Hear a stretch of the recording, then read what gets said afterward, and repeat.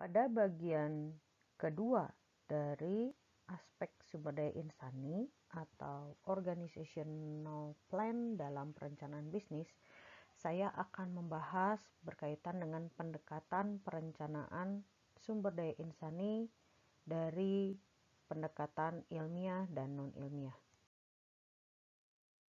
Pendekatan perencanaan sumber daya insani bisa dilihat dari dua pendekatan, yaitu non-ilmiah dan ilmiah.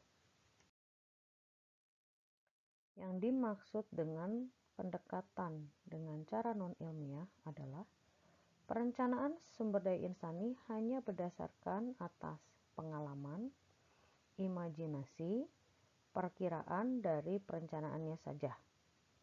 Misal, kualitas dan kuantitas tenaga kerja tidak sesuai dengan kebutuhan perusahaan yang sedang dibangun. Perencanaan sumber daya insani seperti ini resikonya besar, karena akan menimbulkan mismanagement dan pemborosan yang merugikan perusahaan. Sedangkan pendekatan secara ilmiah dari perencanaan aspek sumber daya insani mengemukakan perlu adanya landasan pembentukan organisasi, bentuk kepemilikan yang ada. Lalu juga perlu dilihat bagan organisasi dan uraian tugasnya. Lalu ditentukan siapa pimpinan dan pelaksana organisasi yang cocok dan sesuai. Lalu juga harus ada jadwal dan rencana proyek atau rencana usaha. Yang pertama adalah landasan pembentukan organisasi, yaitu kenapa perlu ada usaha, organisasi, lembaga yang dibentuk. Tentu ada alasan-alasan yang kuat, misal untuk memenuhi kebutuhan masyarakat. Penjelasan temuan yang menyangkut pemasaran, teknik, sumber daya insani atau SDM, keuangan, serta sosial yang Anda relevan dengan rencana proyek atau usaha. Kedua, penjelasan fungsi yang penting dari proyek dan pengelompokan pada bagian departemen. Ketiga, kualifikasi dan kualitas SDM yang diperlukan untuk menduduki fungsi-fungsi yang berbeda. Contoh fungsi pemasaran, teknis, fungsi manajemen, fungsi keuangan, akuntansi, dan lain-lain. Hal yang kedua adalah bentuk kepemilikan.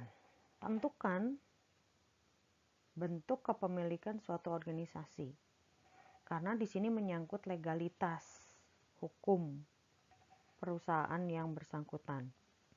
Kalau perseorangan, perusahaan dimiliki oleh pribadi.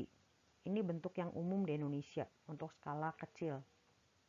Lalu bentuknya kerjasama firma CV atau PT. Yang ketiga, bentuk koperasi. Koperasi ini ada konsumsi, produksi, pemasaran, dan pembelanjaan. Yang berikutnya adalah ketika bentuk kepemilikannya merger atau trust. Bagian ketiga adalah bagan organisasi dan uraian tugas, yaitu keberhasilan perusahaan dalam mencapai tujuan perusahaan antara lain dipengaruhi oleh struktur organisasi dan uraian tugas. Dengan adanya struktur organisasi yang baik, diharapkan organisasinya sehat, karena ada fungsi delegasi, wewenang, dan tanggung jawab. Tujuannya untuk efisiensi kerja, pengawasan untuk meminimalkan kesalahan dan kelalaian. Lalu, tidak ada organisasi yang dapat berlaku umum. Jadi ini sangat tergantung pada jenis usaha, skala usaha, dan bentuk kepemilikan.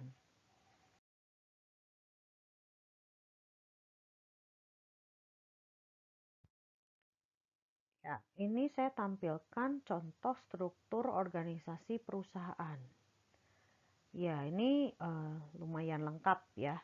Jadi RUPS itu adalah rapat umum pemegang saham, di mana di sini biasanya berisi para pendiri, lalu juga investor atau yayasan gitu ya, tergantung dari bentuk organisasi. Lalu di situ akan ada fungsi manajerial, di mana ada direktur atau GM, manajerial, ya, general manager, dan lain-lain. Nah, dari direktur utama ini terbagi jadi dua, direktur 1, direktur 2. Nah, ini penamaan 1, 2 ini juga menjadi satu kebebasan dari perusahaan. Bisa pakai angka, bisa juga menggunakan sesuai fungsinya. Contoh direktur 1, di situ membawahi divisi jasa kostudian sentral. Ada juga divisi teknologi informasi. Sedangkan direktur 2 yaitu divisi pengembangan sistem informasi, divisi penelitian dan pengembangan usaha, divisi administrasi dan keuangan. Nah, sedangkan direktur utama sendiri pun juga membidangi langsung bagian komunikasi perusahaan dan juga sumber daya manusia. Nah, jadi di bagian-bagian di bawahnya itu sangat tergantung dengan kebutuhan. Tidak ada struktur organisasi yang menjadi satu patokan yang pasti. Tentu sesuaikan dengan kebutuhan yang ada di perusahaan. Hal keempat terkait dengan pendekatan ilmiah, yaitu pimpinan dan pelaksana organisasi. Sangat penting Anda menentukan deskripsi jabatan, syarat-syarat yang harus dipenuhi, serta deskripsi gambaran tentang para pelaksana, yang kita kenal juga dengan tim manajemen. Tim manajemen atau pelaksana merupakan pengelola dari usaha tersebut yang berwenang menjalankan roda usaha Anda dalam tugasnya masing-masing. Nah, tim manajemen dari rencana bisnis adalah sebuah kesempatan untuk membuktikan kepada pihak yang berkepentingan bahwa perusahaan Anda memiliki bakat yang diperlukan untuk sukses. Nah, jadi tim manajemen ini dibentuk harus ada biografi kunci dari anggota tim. Sangat penting terkait dengan resume, latar belakang pendidikan, pekerjaan, pengalaman, tanggung jawab. Ini masuk kepada deskripsi pekerjaan dan juga analisis jabatan ketika Anda merencanakan perencanaan di bidang sumber daya insani. Lalu posisi yang paling relevan terakhir yang telah dilakukan individu serta keberhasilan spesifik di masing-masing perusahaan, keberhasilan usaha dan pengelolaan divisi. Nah, ini adalah bagian yang harus Anda tentukan dalam hal ketika membahas terkait dengan pelaksanaan dalam organisasi. Oke, bagian yang kelima adalah dari metode ilmiah ini mengenai jadwal dan rencana proyek atau usaha. Di sini adalah menentukan secara umum dan utuh gitu ya, rencana pelaksanaan proyek mulai dari tahap persiapan, tahap siap, operasi, dan bisa dibuat suatu bagan atau diagram.